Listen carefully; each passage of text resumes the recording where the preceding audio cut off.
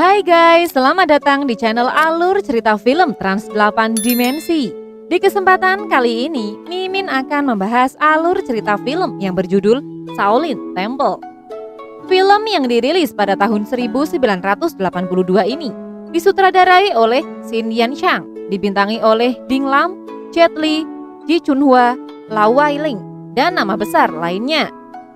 Film ini menceritakan tentang peristiwa penyerbuan, penyerangan, dan pembakaran sebuah kuil Shaolin yang dilakukan ribuan pasukan dinasti Qing. Di mana pada masa itu, seorang pemuda bernama Yuan yang tengah dijajah oleh Jenderal Wang. Bahkan sang jenderal sampai membunuh ayah dari Yuan. Di dalam kuil Shaolin, Chu Yuan mendapatkan perlindungan dan mulai mempelajari ilmu kungfu. Ia sangat ingin belajar dan menekuni ilmu bela diri serta membalas dendam pada seorang jenderal yang telah berkhianat dan membunuh ayah kandungnya. Dalam usaha ini, ia juga dibantu oleh para biksu untuk mempelajari ilmu bela diri. Oke guys, tak usah berlama-lama, langsung saja kita masuk ke alur ceritanya. Bisa digoyang. Lanjut.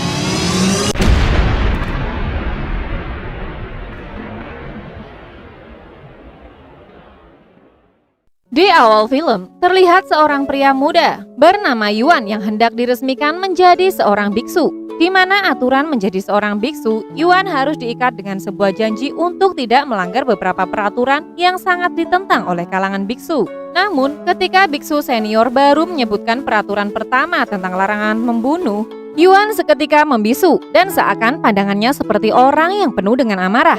Kemudian kita diperlihatkan flashback sebelum Yuan diangkat menjadi seorang biksu.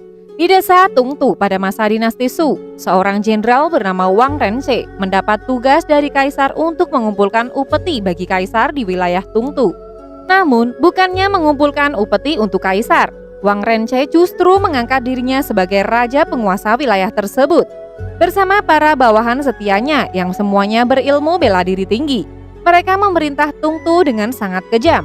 Rakyat di sana dijadikan budak untuk kepentingan dirinya. Tindakan buruk Jenderal Wang sampai ke telinga Kaisar Li Ximing, sehingga Kaisar pun diam-diam turun langsung untuk memastikan kebenaran berita yang didengarnya tersebut. Sementara itu, Chang Xi, seorang pendekar Tungtu yang berjuluk si kaki besi, memimpin beberapa penduduk yang menguasai kungfu untuk memberontak terhadap Jenderal Wang Renche.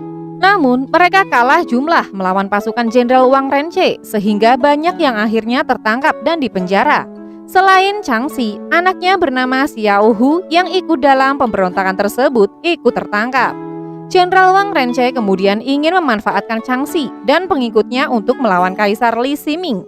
Namun saat mereka dibawa menghadap Jenderal Wang Renche, Chang Xi dan Xiao Hu melakukan perlawanan kepada Raja Wang Renche dan bawahannya. Terjadilah pertarungan di antara mereka.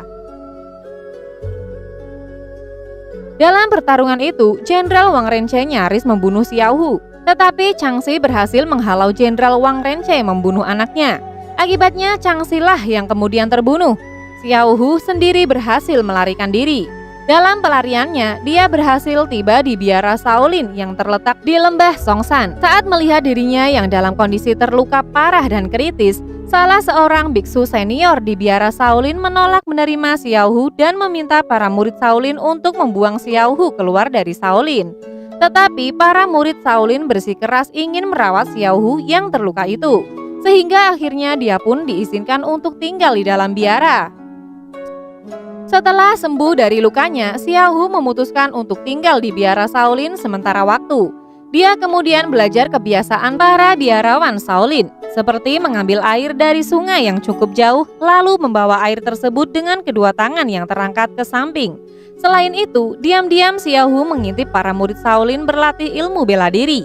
Dia sangat terkesan dengan kemampuan para murid Shaolin berlatih ilmu bela diri. Satu ketika, Xiao Hu tanpa sengaja membunuh anjing peliharaan seorang gadis penggembala kambing bernama Nona Pak. Mengetahui anjing peliharaannya dibunuh, Nona Pak sangat marah kemudian memukuli Xiao Hu. Belakangan Xiao Hu mengetahui kalau Nona Pak adalah anak dari salah seorang senior pelatih kungfu Shaolin. Sebelum menjadi murid Shaolin, senior pelatih kungfu itu adalah rakyat jelata yang keluarganya dihabisi oleh pengikut Wang Renche. Hanya anak perempuan satu-satunya yang bisa diselamatkannya, karena biara Shaolin tidak mengizinkan wanita tinggal di sana. Maka dia menitipkan anaknya di rumah sebuah keluarga petani yang tinggal tidak jauh dari biara Shaolin. Mengetahui dirinya punya nasib yang sama dengan senior pelatih kungfu Shaolin, Xiao Hu pun meminta agar dia diajari kungfu Shaolin agar bisa membalas dendam pada Wang Renche dan pasukannya. Tetapi permintaannya tersebut ditolak karena kungfu Shaolin digunakan untuk perlindungan dan melindungi orang lain, bukan digunakan untuk membalas dendam. Selain itu, Xiao Hu bukanlah murid Shaolin sehingga tidak bisa diajari kungfu Shaolin. Tapi Xiao Hu memaksa untuk menjadi murid Shaolin sehingga akhirnya dia diterima. Saat mengambil sumpah menjadi murid Shaolin, salah satu aturan Shaolin yang harus ditaati Xiao Hu adalah dia tidak boleh membunuh. Ketika aturan itu dibacakan, Xiao Hu tampak ragu untuk mengiyakan. Hal ini membuat para ketua Shaolin meragukan itikat Xiao Hu menjadi murid Shaolin. Salah seorang ketua Shaolin meminta agar Xiao Hu diusir dari Shaolin karena punya niat tidak baik untuk bergabung dengan biara Shaolin. Namun ketua Shaolin yang lain tidak setuju. Dia yakin Xiao Hu mau belajar dan akan menjadi murid Shaolin yang bisa diandalkan. Karena itu, Xiao Hu diterima menjadi murid Shaolin dan namanya diganti menjadi Chu Yan. Selama 3 bulan menjadi murid biara Shaolin, Chu Yan hanya disuruh membawa air dari sungai ke biara, memotong kayu, dan berdiri memandangi orang-orang berlatih kungfu. Hal ini membuat Chu Yan merasa kecewa dan marah. Dia mengadu pada senior pelatih kungfu Shaolin kapan dia diajari jurus-jurus Shaolin. Senior pelatih kungfu menasehati Chu Yan bahwa untuk berlatih kungfu butuh waktu bertahun-tahun. Apa yang dilakukan Chu Yan merupakan latihan dasar yang semuanya merupakan fondasi baginya untuk berlatih jurus-jurus Shaolin. Senior kemudian menunjukkan kepada Chu Yan para senior yang berlatih kuda-kuda di mana lantai pijakan mereka ambles beberapa sentimeter. Senior menjelaskan bahwa untuk bisa membuat lantai pijakan ambles seperti itu, dibutuhkan waktu lebih dari 5 tahun berlatih kungfu. Senior menjelaskan bahwa berlatih kungfu berarti berlatih kesabaran. Tanpa kesabaran dan kemauan untuk berlatih keras, tidak mungkin bisa menguasai kungfu. Setelah beberapa tahun tinggal di Shaolin, kemampuan kungfu Chu Yan meningkat. Dia sudah mulai menguasai beberapa ilmu kungfu Shaolin. Sayangnya, dalam sebuah latihan bertarung dengan rekan sesama murid Shaolin, secara tidak sengaja Chu Yan nyaris membunuh rekannya tersebut. Ketua biara Shaolin melihat tindakan Chu Yan dan menegurnya. Dia mengatakan bahwa jurus Shaolin digunakan untuk membela diri dari orang lain, bukan untuk membunuh. Karena Chu Yan masih memiliki perasaan dendam dan keinginan untuk membunuh, maka dia dihukum tidak boleh berlatih kungfu selama 3 hari dan hanya boleh bekerja di dapur. Hukuman ini membuat Chu Yan sangat marah dan lagi-lagi dia nyaris mencelakai rekan sesama murid Shaolin yang ada di dapur. Chu Yan merasa diperlakukan tidak adil. Menurutnya, buat apa berlatih kungfu kalau tidak boleh membalas dendam pada orang yang telah membunuh orang tuanya? Dia kemudian dinasehati teman-temannya bahwa menjadi murid Shaolin bukan untuk membunuh orang, tetapi mengamalkan kemampuan yang mereka miliki untuk kebaikan orang lain. Chu Yan tidak terima, karena itu dia memutuskan untuk keluar dan meninggalkan biara Shaolin. Beberapa saat setelah Chu Yan meninggalkan biara Shaolin, para pengikut Jenderal Wang Renche mendatangi desa yang terletak dekat Shaolin dan membuat kekacauan di sana.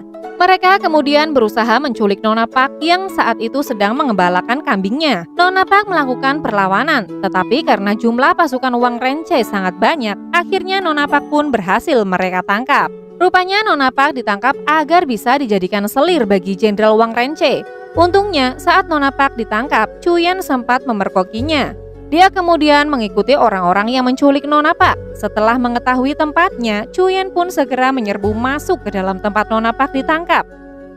Saat Chu Yan berusaha melepaskan Nona Pak, dia bertemu Jenderal Wang Renche yang sedang mabuk. Jenderal Wang yang ahli bertarung mengeluarkan jurus pedang mabuk dan sempat membuat Chu Yan kewalahan.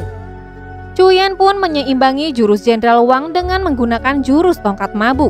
Pertarungan mereka pun menjadi seimbang. Meski demikian, Chu Yan tetap tidak bisa mengimbangi kemampuan Jenderal Wang. Apalagi setelah pasukan Jenderal Wang datang mengepung, Chu Yan benar-benar terjepit. Dia kemudian menyelamatkan Nona Pak dan mereka bersama-sama melarikan diri. Beruntung saat pasukan Jenderal Wang mengajak Chu Yan dan Nona Pak, Kaisar Li Ximing datang dan mengalihkan perhatian pasukan Jenderal Wang.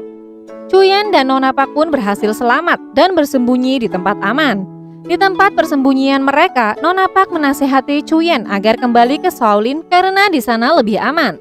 Dan akhirnya Chu Yan pun memutuskan untuk kembali ke Shaolin, guys. Saat kembali ke Shaolin, Chuyen dinasehati senior pelatih kungfu bahwa berlatih kungfu butuh ketekunan dan tidak bisa langsung jadi, butuh bertahun-tahun lamanya untuk bisa menguasai sebuah ilmu. Karena itu, Chuyen diharapkan untuk lebih rajin lagi berlatih kungfu agar dapat menguasai ilmu itu dengan baik. Sejak itulah Chuyen pun makin rajin berlatih dan menyempurnakan ilmu-ilmu kungfu Shaolin yang diterimanya. Sementara itu, keberadaan Kaisar Li Siming sudah diketahui oleh pasukan Jenderal Wang. Saat Kaisar Li sedang sendirian, pasukan Jenderal Wang menjebaknya. Beruntung Chuyen berada tidak jauh sehingga dia dapat menolong Kaisar Li. Namun karena jumlah pasukan Jenderal Wang sangat banyak, Chuyen pun membawa Kaisar Li pergi. Jenderal Wang dan pasukannya mengejar Chuyen dan Kaisar Li. Dalam pelariannya menyelamatkan Kaisar Li, Chuyen kemudian bersembunyi di komplek makam para leluhur Shaolin.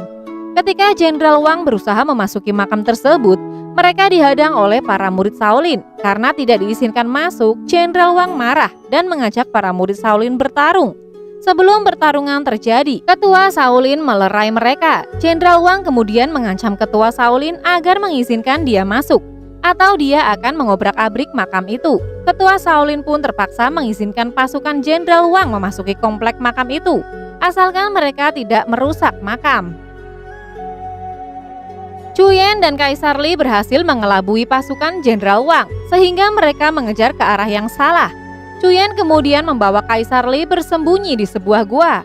Karena semua pasukan Jenderal Wang sedang mencari dirinya, Kaisar Li meminta bantuan Chuyen untuk membantunya keluar dari wilayah Tungtu agar dia bisa melaporkan kepada raja apa yang dilakukan Jenderal Wang terhadap dirinya. Agar bisa menyusupkan Kaisar Li keluar, maka Chuyen meminta bantuan Nona Pak untuk memuluskan rencananya.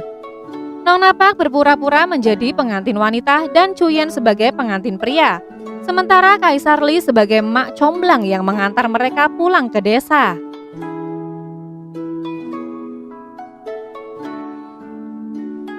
Di dekat perbatasan, pasukan Jenderal Wang mengenali mereka, sehingga Chuyen dan Kaisar Li pun diserang.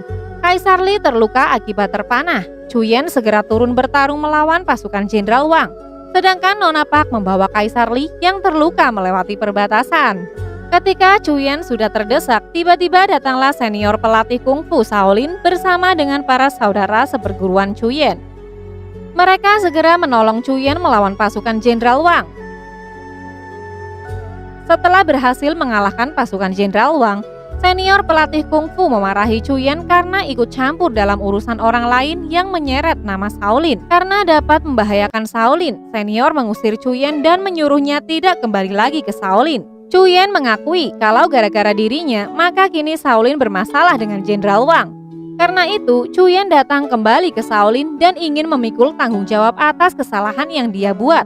Namun senior tidak mengizinkannya dan mengusir Chuyen.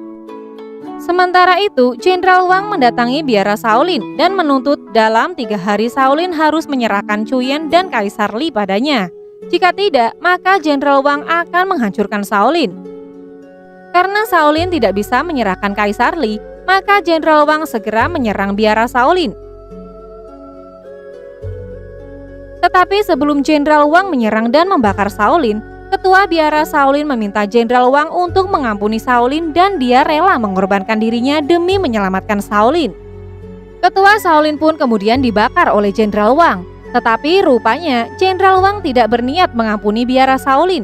Dia pun berniat membunuh para pemimpin dan para murid Shaolin. Sebelum niatnya terlaksana, murid Shaolin melakukan perlawanan. Maka pertarungan antara murid Shaolin dan pasukan Jenderal Wang pun tidak terelakkan. Di saat genting, Kaisar Li dan pasukan datang untuk menolong Shaolin. Akhirnya pasukan Jenderal Wang pun bisa ditumpas, dan Shaolin pun selamat dari kehancuran.